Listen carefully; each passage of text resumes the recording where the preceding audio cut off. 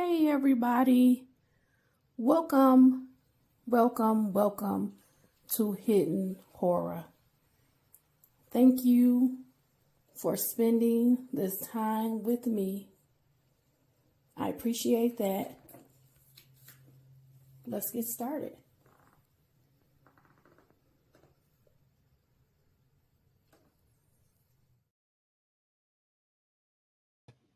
Hey everybody, welcome to Hidden Horror. How are you today? How's everything going? I hope everything is well. Today I'm bringing you the trial kind of play-by-play that's going on in the Negasi Zuberi case. This is a assailant that has a history of kidnapping and assaulting women, and he is now on trial. And I want to go over the testimony, what's going on in the trial. He had jury selection last week, and then the trial was set to start, I believe it was October the 7th. I believe so. So let's go over it all. I'm going to have two short videos and then two articles to go over with you today. So the first article is coming from opb.org. It's titled Klamath Falls Kidnapping Trial Begins as First Witness Describes Her Abduction and Escape. This article is written by Justin Higginbottom and it's dated October 10th, 2024. Okay.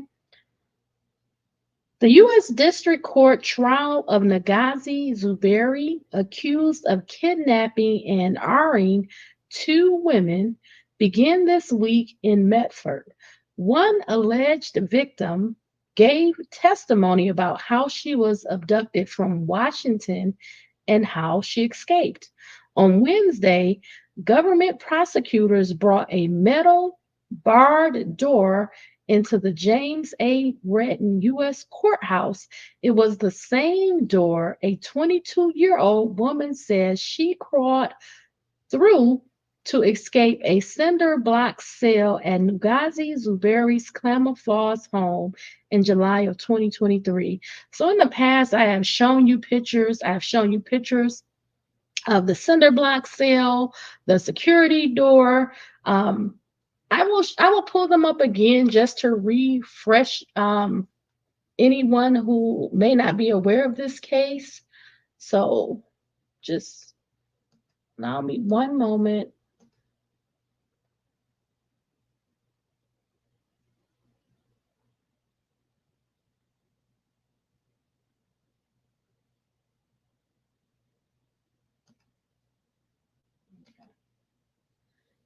So I'm sharing my screen now.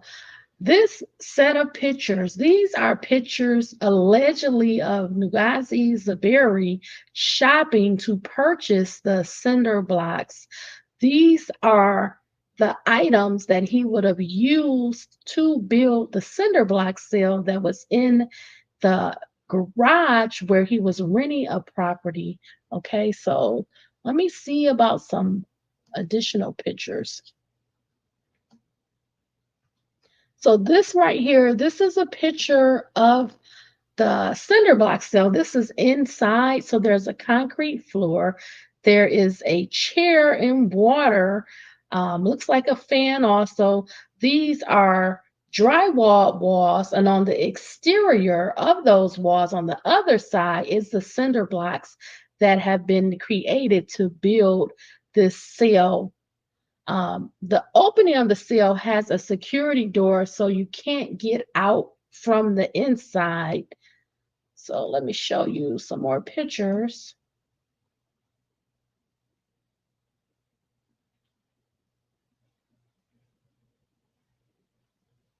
So here's another picture.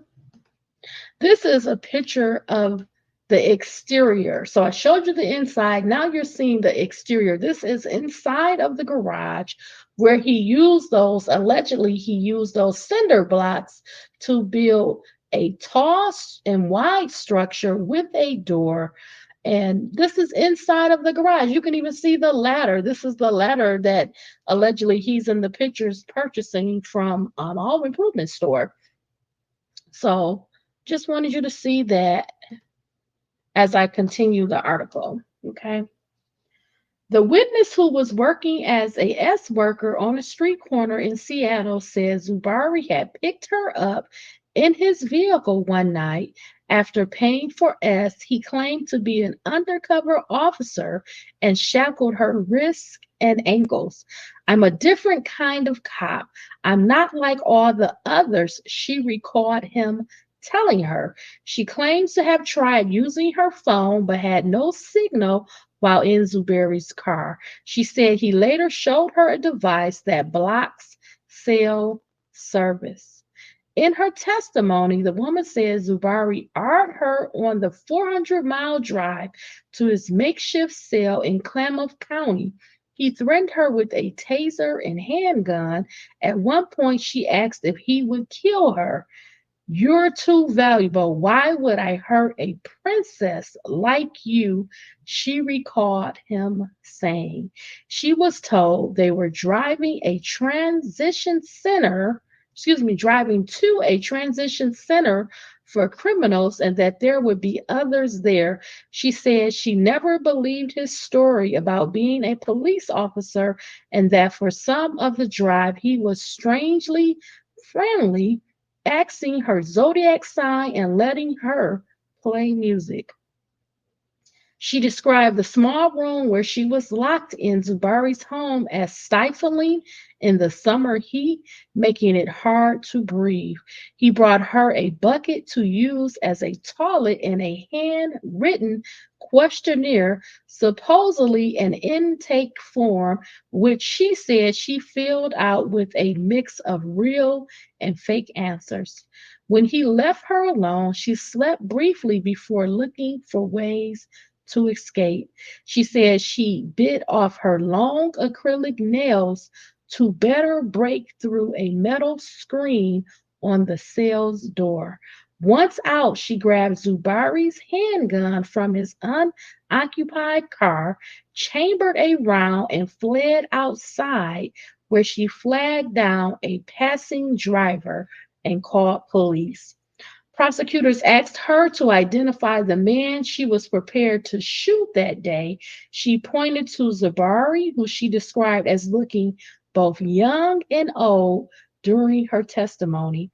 He pleaded not guilty to the charges, which include kidnapping, possessing a gun as a felon, and transportation for criminal activity. In opening statements on Tuesday, Zubari's defense claimed the government has relied on accusations and lacks evidence for their charges. The trial is expected to last 3 weeks and include hundreds of exhibits and dozens of witnesses.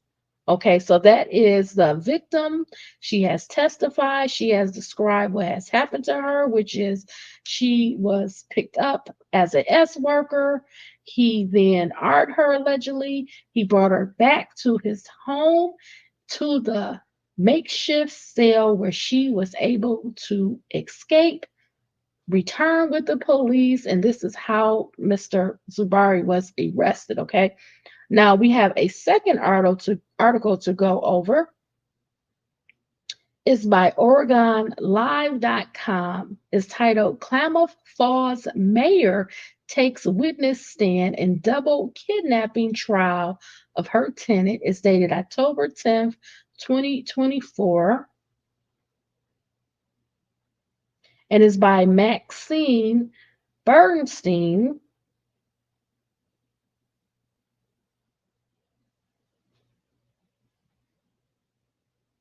The Oregonian, Oregon Live.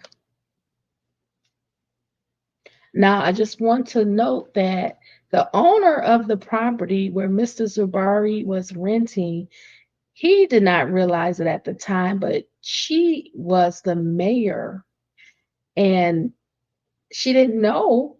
And he didn't know, I guess they didn't know of each other, that he was doing these alleged criminal activities. And then that he was renting the home, one of the properties that the mayor owned. So this is like extremely interesting. Okay, let's see. Okay, Klamath Falls Mayor Carol Westfall said Thursday she didn't know about the makeshift cell built inside the garage of a home she rented to a man now accused of imprisoning a woman inside the cinder block box. But after the arrest of her tenant, Negasi Zuberi, she got a good look. Shocking, Westfall said on the witness stand when a prosecutor asked what her reaction had been. After renting the house to Zuberi in February of 2023, she had driven by the home at least once when the garage door was open but couldn't see anything inside, she said. She later learned that blue sheet or blanket hanging inside the garage apparently obscured her view, she said. Zuberi, 30, is charged with kidnapping a woman in Seattle last year and driving her to Klamath Falls, where he is accused of locking her in the cell. The woman testified Wednesday that Zubari S. assaulted her on the drive to Oregon while she was in handcuffs and leg irons. Zubari's trial began this week in the James A. Redden U.S. Courthouse in Medford. He has pleaded not guilty to kidnapping the Seattle woman and a second woman from Klamath Falls. Westfall says she rented the two-story home on North El Dorado Avenue on February 1st, 2023 to Zubari for $2,000 a month. Zubari said he was going to live there with his two children, she testified. He had no permission to sublease the home, which she later learned he did, the mayor said. Kevin Westfall, the mayor's husband, who works as a contractor, said he had a new roof installed, added concrete patios, and painted the interior and exterior of the home before Zubari rented it. He made repairs to the rental home and collected rent and had received a call from Zubari on the morning of July 15, 2023. Zubari asked him how to turn the heat down in the garage, he testified. That was the same morning when the Seattle woman said she was kept in the cell. She testified about how hot it was inside the cell and how she had pleaded with Zubari to lower the heat sometime early that morning when she was placed in it.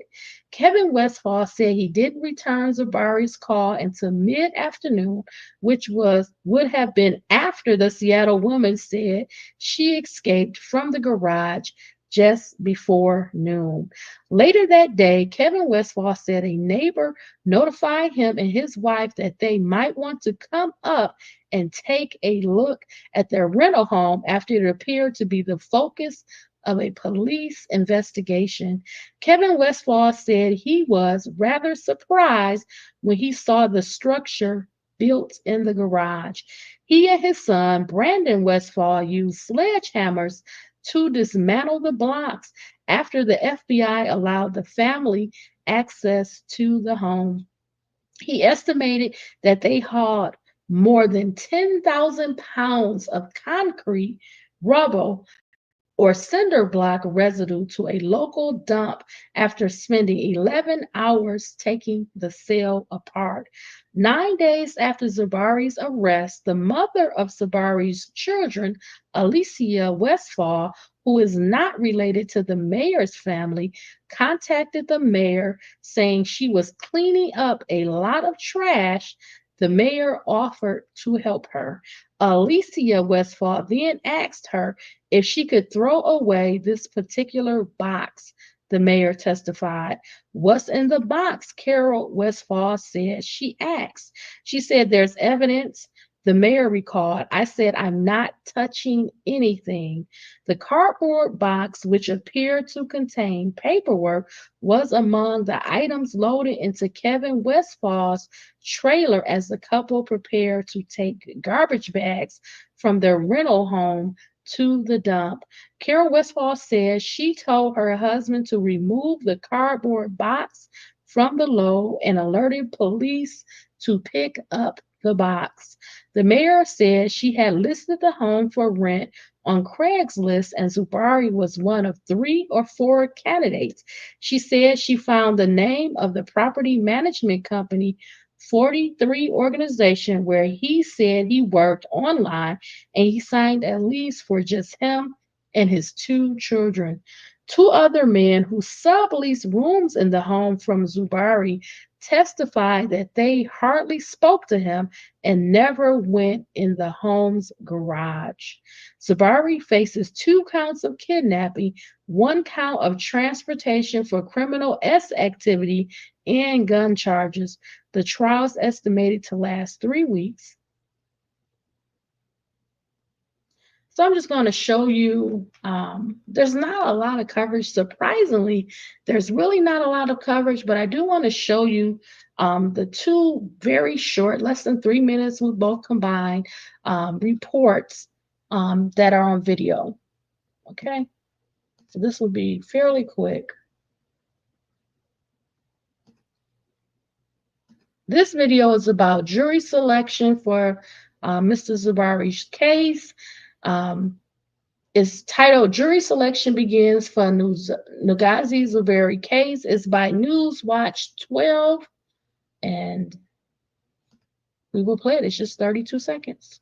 Jury selection is starting for the trial of a Klamath Falls man accused of kidnapping and sexually abusing a Washington woman. Newswatch 12 has been covering the investigation and the case into Negasi Zuberi since last year. We've shown you what the house that Zuberi is accused of bringing that Washington woman to and keeping her in a cinder block cell. The police say he made and kept the woman in and had written notes about an Operation Takeover plan. I was actually in Klamath Falls last summer after this happened and spoke with his partner about this case. And after jury selection is finalized, the trial is expected to start on Monday.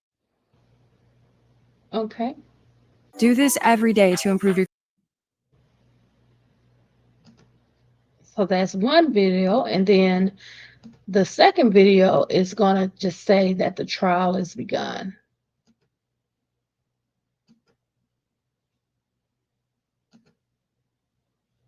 This is about 2 minutes. Negasi Zuberi is set to appear in Medford Federal Court today for kidnapping a Seattle woman. Joining us live this morning is Newswatch 12's Luke Doughton. And Luke, you looked into the court records to see that Zuberi is facing 8 charges this morning. Damian Brinkley, good morning. Yeah, Zuberi is facing 8 charges. This morning is also the first time he's going to be facing a jury throughout this over year-long process. Let's go through those charges real quick. He's facing 2 counts of kidnapping, and in February of this year, that 2nd count was added for a different victim. He's also facing 1 count of transportation for criminal sexual activity, 2 counts of a felon possessing a firearm, and 2 counts of a felon in possession of ammunition. And he also did try and break out of the Jackson County Jail, so he's got that charge added to him as well. Coming up at 6:45, we're going to be breaking down some more evidence that police found that shows that he had a broader plan in mind. Live in Medford, Luke Doughton, Newswatch 12. We begin with a Detroit.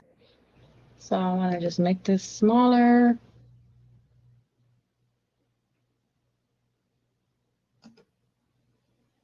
Close this out. So how do you guys feel about the case starting, about the testimony, about one of the victims testifying, the mayor testifying?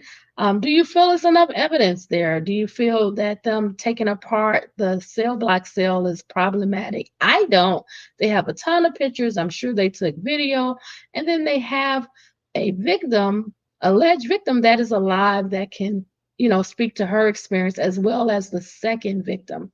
So I wanted to bring this update to you since the trial has begun. I'm going to keep following the case. Hopefully there will be some additional video coverage that I can share with you. But even if it's not, if it's just written, I will bring you an update, okay? Remember, please stay smart, stay safe, stay savvy, be well, all my friends. Have a beautiful day, everybody. Bye.